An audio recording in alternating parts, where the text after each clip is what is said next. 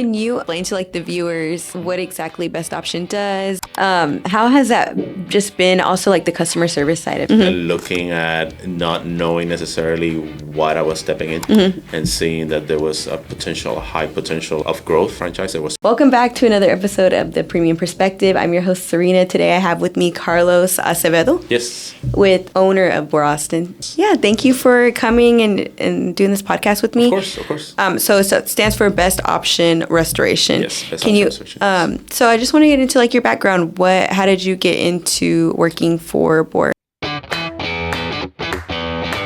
Can you explain to like the viewers what exactly Best Option does? How has that just been also like the customer service side of it? And looking at not knowing necessarily what I was stepping into and seeing that there was a high potential of growth franchise. Welcome back to another episode of The Premium Perspective. I'm your host, Serena. Today I have with me Carlos Acevedo. Yes. With owner of Boston. Yeah, thank you for coming and doing this podcast with me. Of course. So it stands for Best Option Restoration. Yes, Best Option Restoration. So I just want to get into like your background. How did you get into working for Bor? So I have going way back when I have a degree in science and statistics. So before that, I was working as a government contractor and all that, and kind of decided to branch on my own. And by branch on my own, I kind of say, well, I bought a franchise, which is not really branching on my own, but I didn't. At that time, I was a customer of water damage, mold remediation. I was more water damage. And then I wanted to see what I could kind of grow myself. So that's one of the reasons why I got into this trade. Yeah. And as an owner, I realized that there was a lot to do. There was a lot of customers that needed help. So I wanted to be one of those. How was that process like to buy a friend, or like how does that work? The franchise process. So it's a little bit a lot of crunching numbers and seeing. I mean, obviously, as wanting to become a business owner, wanting to open something that I hadn't done before, I had to do a lot of research and everything to kind of figure out what's a good option for us. And we looked at different franchise opportunities. We even considered kind of opening ourselves. At that point, I didn't have any experience, so I went with the franchise model because I was considered more an investment entrepreneur type rather than I've done this before, now I want to do it myself. Gotcha. Yeah. So yeah. So you just like reach out to. So in this case, yeah, we work with a broker. They're franchise brokers. Basically, they kind of help you kind of assess different opportunities. Okay. And they were like, I think we're looking at about 3 different franchise opportunities in this field. And we ended up choosing Best Option. Gotcha. What made you choose Best Option? At the time, it was, again, crunching the numbers and looking at not knowing necessarily what I was stepping into and seeing that there was a high potential of growth, and there was not a lot of restrictions on the franchise. There were some restrictions, but it wasn't as much as the other ones that we're comparing to. Okay, gotcha. So just like it was a perfect fit. And it was a good fit as well, the name. I mean, it's I'm not going to say other franchises that I was looking at, but other franchises that we're looking at were very specific to the field. Yeah. And this name it's general but relatable. If that makes sense. Yeah. So it kind of helped as well based on what we were wanting to at the time, which I have a lot of experience in this, at the time where we wanted to head to. Yeah. How long ago was that? So we opened the franchise on September 2021. Okay. And that's basically a couple months right before COVID, the world kind of opens again. Yeah. Open again. So we were in talks with franchise all that right before COVID. So there was a delay in opening because of COVID. So yeah. Wow. Okay. I was going to ask, like, yeah, COVID affected everyone. Yes, Was there any like effects from that on when you guys opened in 2021? Not that much from our side, because at that point I think everything was already kind of open up. But there was a lot of work that was being done while COVID was happening, because there was a lot of disinfection and all that. That's something that Best Option would have done if it was open at the time, and other Best Option franchises were doing throughout the country. So there was a lot of disinfecting buildings and all that for opening. So there was a lot of work that would have come from it as well. So Gotcha. Can you just explain to like the viewers what exactly Best Option does, and like just a little bit more about the company? Yeah. So to kind of say a little bit about myself first. So like I said, I come in from a corporate side. So we are water damage, we're mold remediation, fire restoration, content cleaning, storm damage recovery, and all that. So when I started, I was focusing more on the water side. So basically, any water calls come in the middle of the night or anything like that, we would be the ones to answer, and we still do that. We're emergency service 24/7. But once that it happened initially was that we realized that mold is very prevalent in Austin. Yeah. And throughout any humid and kind of not necessarily tropical, but kind of Yeah. not very hot or not very cold. Is that because of like just the weather we have and like the lake and all that Just the weather stuff? we have, a lot of humidity, and there's a lot of mold in terms of what do you call it, pollen, cedar, and all that. All that stuff kind of contributes to, not necessarily that that's mold, but that kind of contributes to To the allergies mold. and all that. So we opened in the end of September 2021. By the beginning of December, I was a licensed mold remediation contractor. So at that point means that I can go in and do the mold remediation and get the structure back to a safe place. So that's mostly the work that we're doing right now is mostly related to mold. We're still water damage, we still do fire, we still do content cleaning and all that.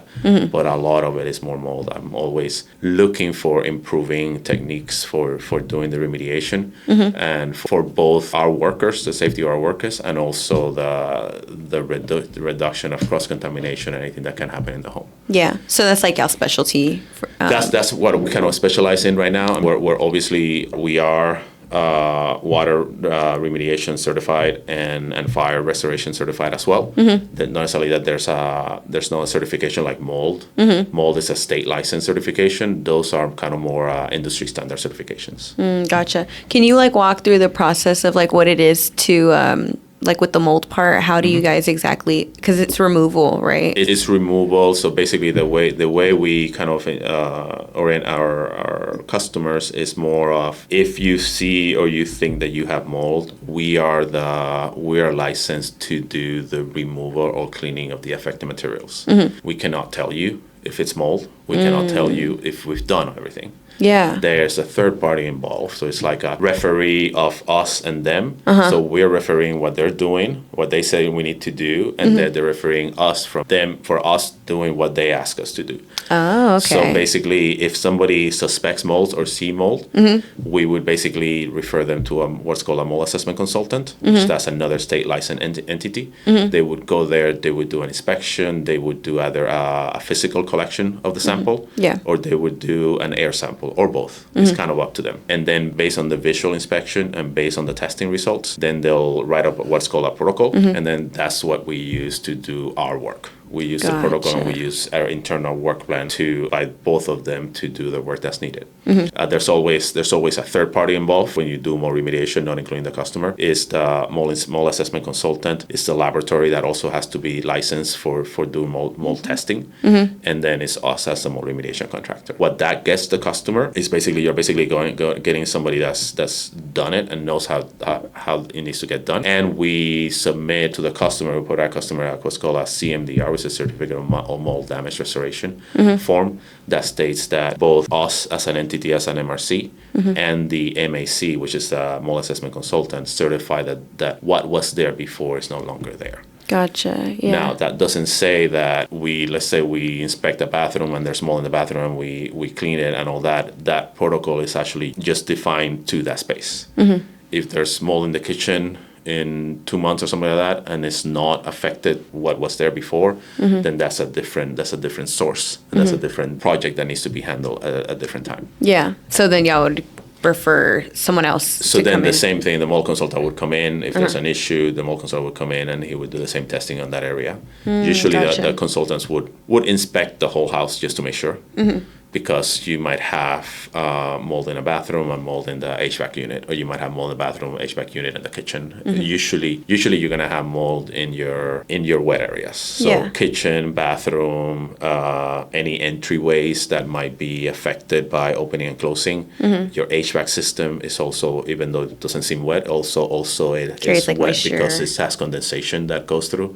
And if the condensation line is broken or anything like that, or is clogged, it'll basically create damage damage at that Wow, point. yeah. And then obviously the most obvious one is any water coming from the outside. So that includes your roof, your siding, anything like that. That any of those are compromises that would do. We've dealt with some of them where you don't have a obvious water source, i.e. it's not a bathroom, it's not a kitchen, but you have a plumbing line that's on the outside, like a spigot for a hose or anything like that that's leaking.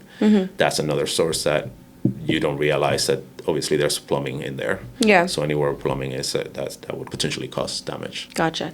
So because y'all also do, you said fire, and then what's the third one? Water damage. Water damage, fire, and there was another one. Storm. Yeah. That was it. Okay. Have you had any like fire that you've had to do with? We've done a couple of fire restoration jobs where basically the fire is a little bit unseen damage, because what we want to do is remove the soot. Which is basically when a fire forms, the smoke happens.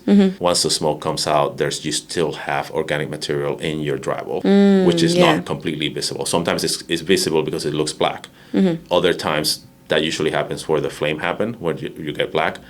If once depends on where the smoke went, that material, that soot is gonna adhere to the drywall, and then you want to remove it, because soot, if you leave it there and you try to clean it with water or anything like that, that is a carcinogenic. So you don't want to have that in your house.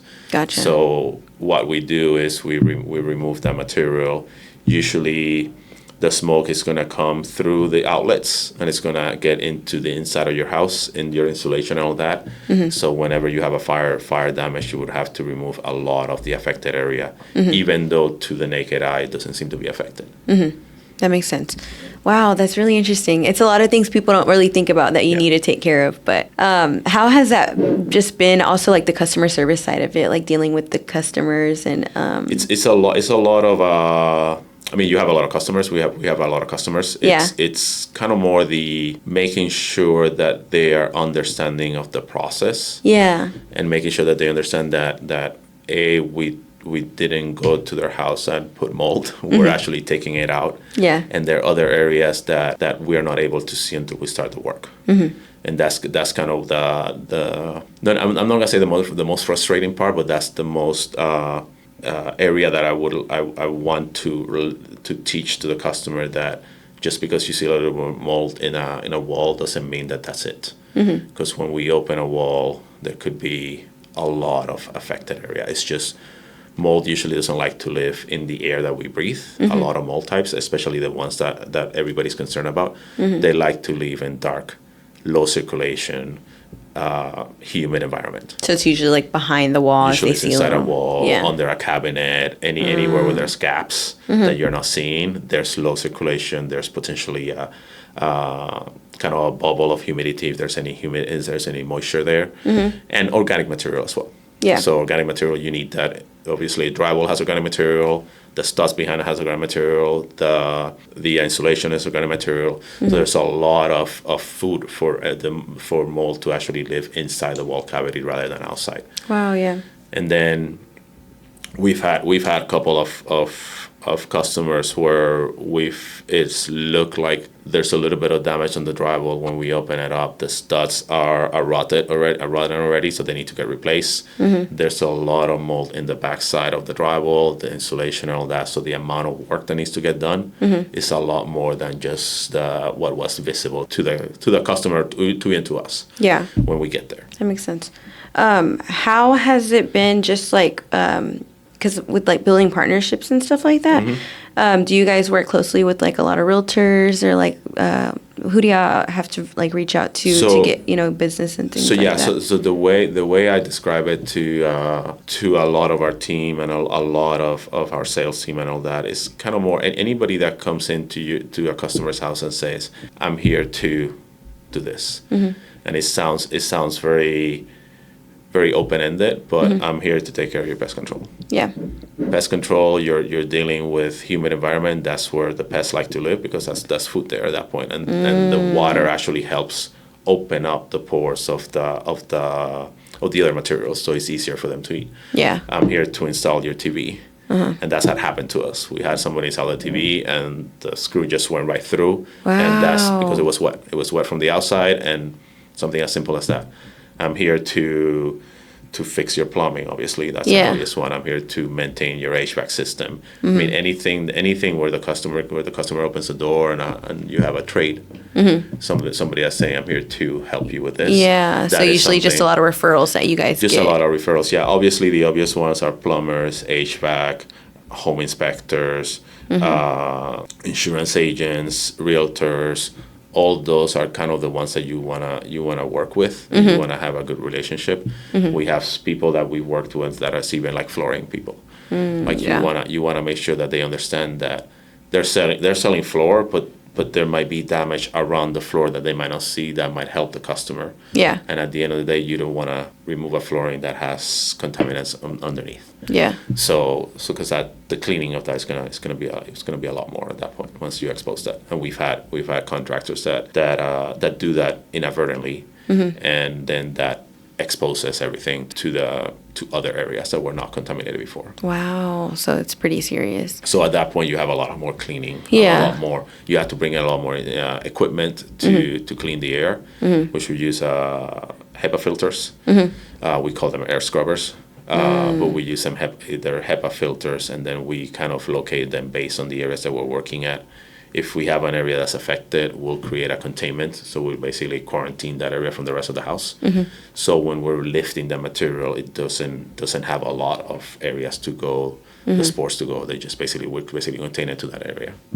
Okay. So usually, do you feel like it's more like the older houses, I would assume, or do you think like even some of the new houses get? It's a little bit of both. It's a little bit of both. It's just so fast that they build them too, right? They like build them too fast. Which basically they lift the structural material. They might leave it wet at that point. And then there's potentially issues with even the slab not letting it cure correctly, or the mixture of the concrete might allow more moisture to come in. wow. Yeah. If you don't put the flooring correctly, that could cause issues, and we've had that issue. We've had those issues before.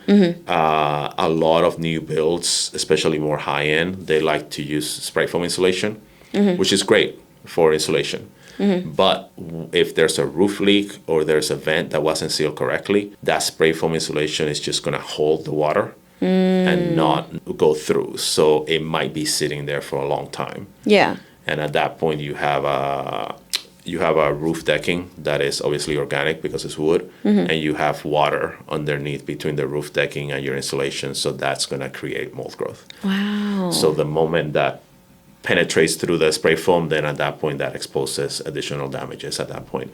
So, and there's a lot of issues. I mean, it's all more for, I would say, making sure that you know what the build of your house to understand what are potential issues, and make sure that you use trades that they understand what could be potential issues. We have HVAC companies that we work with that there's a lot of outside air and all that comes into the system to kind of helps it. Sometimes if that fails, then now you have a lot of outside air. Obviously, if you have a humid day or you have a very, I'm going to call it moldy day, then you have a lot of stuff coming into your AC system, which is going to create issues into your AC system, and then it's going to create issues into your house. So there's a lot. I wouldn't say that it's not necessarily now that you're past 2020 builds, we're gonna see less, because we see it even at even newer builds. We've seen that. Yeah.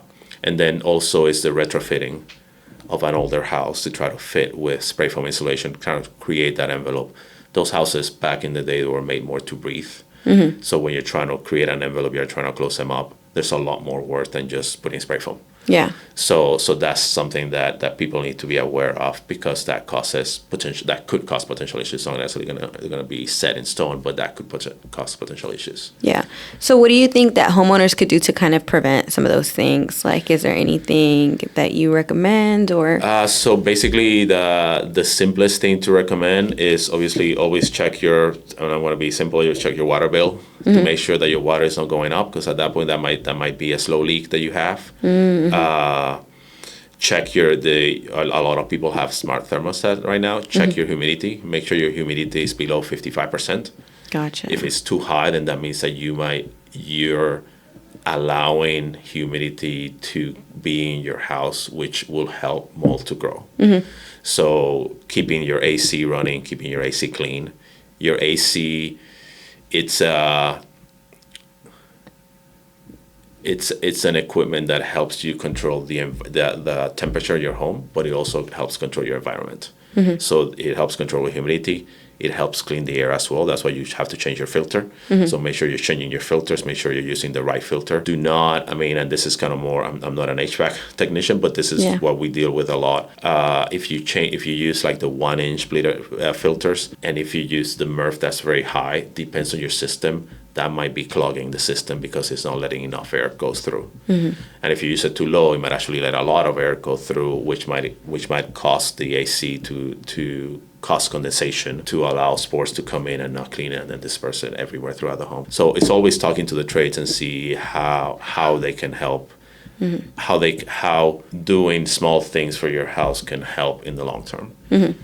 So yeah. Gotcha. Is there anything, I guess, I'm like so mind blown about the new construction builds. I'm like, wow, I didn't think about all that, that people, like, can people do stuff throughout that process, I guess, like, to make sure those things are prevented? I know, like, it's like the people actually building the house can. Yeah, it's kind of, I'm not that involved on builds. Yeah. But obviously, I would say the inspector also looks for water damage. It also looks for evidence of water damage. There's a lot of things that a home inspector might look for. I'm not saying that it's not. You don't need to replace one for the other. Yeah. But having both will kind of give you a little bit more sense of security. Yeah. Again, that like peace of mind. Yeah. Again, if you put spray foam insulation on a wet stud, it might take a while for that to come to fruition. But it might actually help to get that testing done. Yeah. And the cost associated with it might give you a little bit more peace of mind. It's like, everything here looks fine. So yeah. Gotcha. So if you're watching, get a mold test. Yes. If you're watching, you're concerned about it, and get mold testing and see what's all about. There's a lot of mold testing that you can do in house. The problem with that mold testing in house is that it tells you if there's mold present in the house, which doesn't necessarily tell you that there's mold present in high concentrations. Right now, between you and me, there's mold spores. Yeah. But that doesn't mean that we're going to have a reaction to it, because the concentration in the air is not substantially higher, and the mold spores that are between you and me right now might not be the mold spores of concern. So they're I don't even want to know how many mold spores there are, but we concentrate on looking at anywhere from 4 to 6 mold types. They're what we call them water molds, essentially, which whenever somebody calls, I see black mold, that doesn't tell us anything. That just tells us that you have mold. I don't know what type, and I don't know how much. But they said when I see it, it's like, that's great that you see it, but I don't know what it is, and I don't know how much there is, and I don't know how bad it is. So that's why we recommend always to do our mold inspection, because that's going to help us set a baseline for what we're seeing. And there's sometimes when we come in and we see mold type number 1, let's say, and we see at a concentration that's elevated, but once we open it, now we see more. Because it's all hidden behind the walls. Gotcha. So that's just because you see something doesn't mean that that's the only thing that's there. Yeah, and so like you said, there's 6 types. It's like it ranked like 1 being the less severe and 6 being pretty out there. Well, there's some mold type that usually about 6 types that we look at. There are 4 more that we're more concerned about and concentrate about. What everybody talks about when they see black mold is what's called Stachybotrys. And then the other one that's of high concern is called Cutomium. Some people call it Chutomium or something like that, but I call it Cutomium. And then the other 2 are combinations. One is Cladosporium, and the other one what I call Aspen, which is Aspergillus penicillum. It's a combination of both. Gotcha. That's the least nice aspen. Yes. Penicillum is obviously what some people are allergic to penicillum. So obviously that's that mold. Yeah. So basically, depends on your mold consultant. They'll define levels for each of them.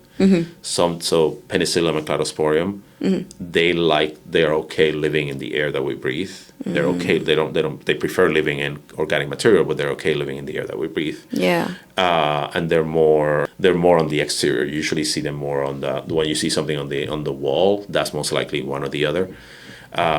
For us to achieve a level of clean air, and I'm putting clean air in air quotes because not necessarily completely clean, but below levels that are acceptable.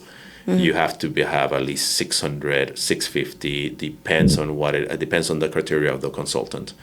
But it's something like that work. The other two, Cutomium and Stachy, you can only have, and they usually compare that to the exterior air. Because sometimes if you're testing exterior air, and let's say you have a lot of high counts of aspen, and let's say you come into a house and you see that the windows are open, and you see that you're opening and closing the doors, and then they're concerned about the kitchen. The kitchen is literally the second room in the house. They might rethink about taking an area sample at that point inside. They might take it in the cabinet, under the kitchen cabinet. They might close it to see that, because at that point you have a little bit of buffer between the outside air and inside. Yeah. But if you test the outside air and the windows are open, you test the inside air, that air is potentially the same at that point. So you're not going to be able to differentiate, is this coming from the moldy day, or is this coming from the inside of the house? Yeah. Unless you see different mold types. If you were to see different, that's where the list of molds kind of help with the different mold, because at that point, if you see aspen, Acospora, and Basilospora outside, and inside you see aspen at about the same level, maybe a little bit higher, but you see Stachy, Cutomium, Cladosporium, that wasn't outside, then you can say, yeah, there might be an issue. So you're going to differentiate it. Yeah. But it's going to be harder to kind of differentiate what's going on at that point. Yeah. Wow. So much that you have to like be aware of and as a homeowner, it's crazy. Yes. So actually, this is a good one because we're coming up with the holidays right now. Do you ever see, first of all, like with the holidays coming up, any precautions that like people can just take when it comes to, for Thanksgiving, you have a lot of people start to come over, Christmas and stuff like that. Does any of that take effect? I would say if we switch over to the water damage side, obviously if you're going out for the holidays, it might be good to shut the main, your owner main, if you don't need water for anything. Obviously, you're not going to be watering your plants or anything on the holidays because it's going to be cold, and you don't want that, right? So shut the main. Because we've had customers there that there's a lot that comes into the plumbing side, and I'm not a plumber, but we deal with this a lot of time. You have pressure that's coming from the city. The city sends a pressure into your house. If you're not opening and closing your plumbing for a long time, that pressure is building on that valve. So if you have high pressure and that valve needs that pressure release every so often, and it doesn't have it for a week because you go out for Thanksgiving or you go out for the holidays, that pressure is going to build up, and then when you come in, you might find a flooded house at that point. Wow! Because it's not going to stop. So if you close it, then you find that if you contact your plumber, they have a PRV, which is pressure release valve, which will actually lower the pressure from the city to acceptable levels, which usually I think is between 70 and 85 or something like that. The PSI for the water. Yeah. If you're too high, basically you're passing a lot of pressure into your system. So that could cause valve failures in the future, or it could be causing valve failures in the future. And we see that a lot whenever we are doing mold. We remove the valve the sink basically that you're taking out, and now the valve that water was passing through because it was open, and your sink was actually your valve, not the one below. So once we close that valve, we see that there are drips coming up because that valve was already faulty. So there's a lot of things for plumbing that you want to make sure that you take care of. Obviously, we come into the holidays. Obviously, it's low temperatures. Make sure that you take care of the pipes, because in Texas, a lot of the pipes are not well insulated, because obviously we don't expect that freezing temperature to stay low for that long. So if you're in a freeze or a potential freeze, I would say open the cabinets, the doors to your cabinets, so you allow air in there, and then open a drip. It doesn't have to be that much. Open a little bit of a drip, and you don't have to open it everywhere in the house.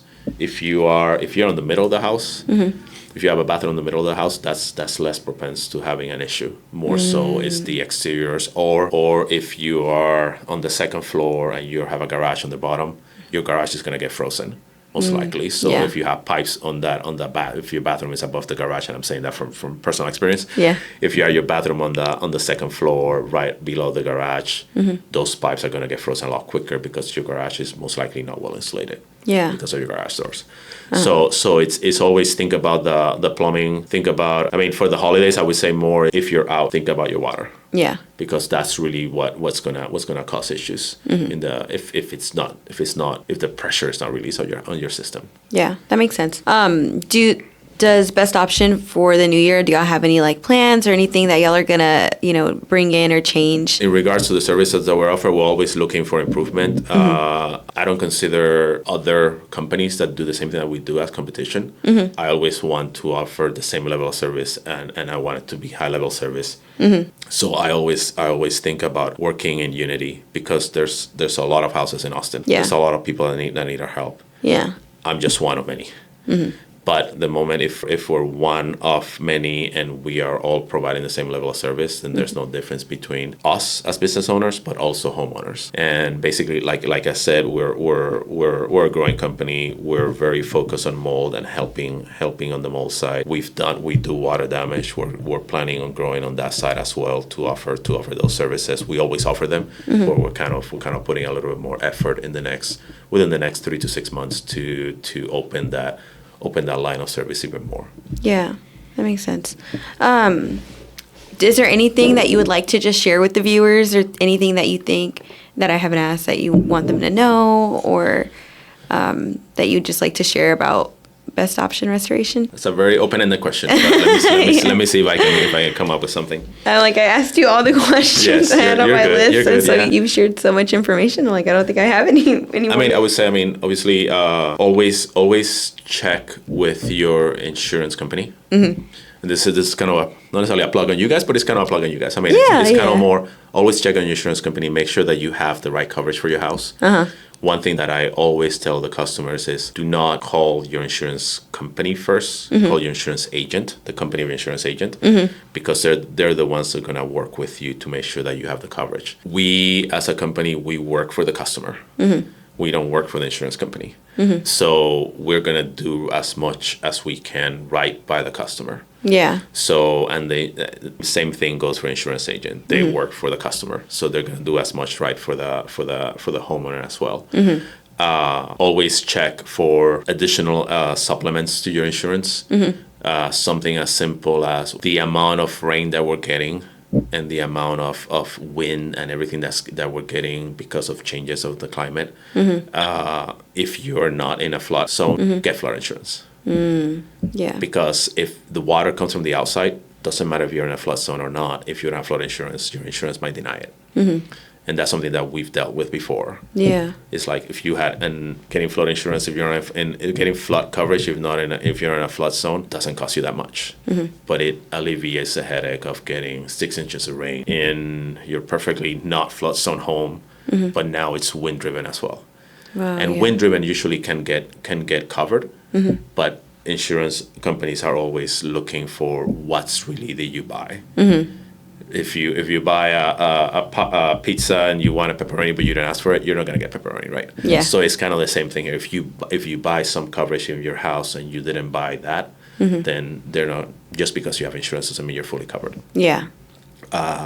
Which a lot of people, big misconception. A lot of people, yeah. So it's kind of more talking to that, because at the end of the day, what we do, what we have to, the liabilities that we take in, and we have to store equipment. We have to pay for that equipment. We have to pay for the insurance on that equipment. So there's a lot of costs associated with the work that we do. And obviously, when we get hired by a homeowner, it's not necessarily we're going to pass all the costs, but the cost is not, we're not selling pizza that is a $5 or $10 pizza, right? The service that we work is more focused, and the instrumentation that we use, it's more costly as well. Yeah. So usually, if you have water damage, you're going to need to file a claim. Depends on the size, but if you have water damage, you need to file a claim. If your insurance coverage doesn't cover that claim, then then you're gonna have to be out of pocket at that point. So And it can get very expensive, right? And it can get very expensive, and it's not just only from our side; it's also from the rebuild side. Yeah. So if we have to remove the whole flooring in your house, Now you got to go get your floor we redone. have to get yeah. equipment to dry your house before the flooring comes in. We have to remove the flooring, obviously the trash, everything that we have to do to get it ready. And now you have to get somebody else to put it in. yeah. So you're paying a lot of it. So if and insurance premiums are always obviously are going high because of what's happening. But if you're paying all this and then you want to use it and you can't, then that's where getting a good insurance agent obviously helps. Yeah. In Texas, like I said before, in Texas, and in a lot of human environments, it takes about 2 to 3 days for mold to grow. So if you don't have mold coverage, then that's going to be an issue. If you don't have the other one and this is kind of more talking to insurance agent, if you don't have slow leak coverage or seepage, that's also an issue. Because seepage means that you have a slow leak on the wall that you don't see. That's covered by insurance. If there's mold growth, that's still talk to insurance agent, but that still might get covered by your policy. If all you have is a regular homeowner's insurance, that might not be covered. Yeah. So now you're spending all this of your hard-earned money to buy insurance, but the insurance that you have doesn't cover what you need. So it's always understand and always talk to insurance agent. We're not licensed insurance agents. We're not licensed adjusters. There's a lot of things that we don't do, but there's the things that we can guide the homeowner to be able to kind of pass them to the right people to get the not necessarily the answer that they want, but at least what they need to hear. Yeah, get the information they need. There's so much that goes into it, and with insurance, people don't realize it's not just a one and done policy. Like you really got to think about all the other things that unfortunately do take place and happen in your home. Yeah. So. Yeah, well, thank you so much for coming. Yeah, no problem. I don't think I have anything else, but is there anything else that you wanted to talk about before we go, or? I don't think so. I mean, we're just so you know, like I said before, I don't know if I said it to begin with, but we're a franchise. We've been in business for 4 years already. We have other franchises in the Texas area as well. But there's not another best option in the Austin area.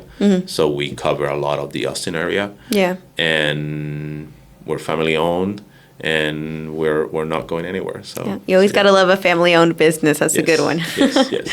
All right. Well, thank you so much, Carlos. Again, if you guys have any water problems and water damage in your home, Best Option Restoration is the one to call. And if you guys have any insurance things that y'all need help with, even insurance. Thank you so much. Thank you. All right. Yes.